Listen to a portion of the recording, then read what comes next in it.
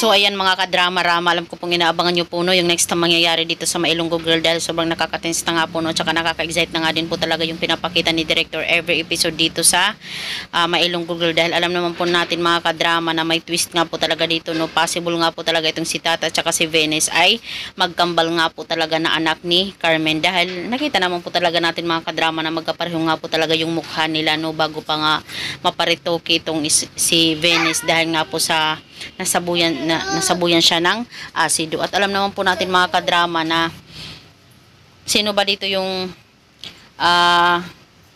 agree na magkambal itong si Tata at saka itong si Venice, di ba?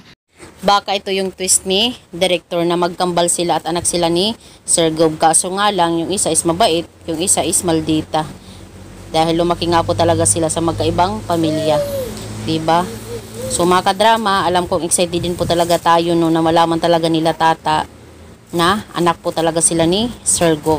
Nakaka-excite po talaga mga kadrama. Pero kung ako yung tatanungin mga kadrama, gusto ko talaga itong si Tata lang po talaga yung anak ni Sir Gob no. Dahil isa lang naman talaga yung karga ni Carmen nung mga panahon na yun.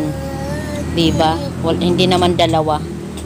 So mga kadrama, abangan na lang po natin yung next na mangyayari dito no, dahil sigurado ako na talagang pag nalaman na ni Sir Gob talaga kung sino yung anak niya at natuntun na talaga kung nasaan si Carmen ay talagang nasaan sino yung mga naging kaibigan ni Carmen ay sigurado talagang ipapadiin itest talaga ni Sir Gob itong si Tata or ito man si Venice. So yun ang po mga kadrama, don't forget to please like, share, and subscribe my channel para sa susunod na videos ma-update ko po kayo mga kadrama. So yun lang po, maraming salamat sa palagi niyong panonood. Thank you so much for watching. Bye mga kadrama, abangan lang po natin yung next na mangyayari. Thank you so much. Bye!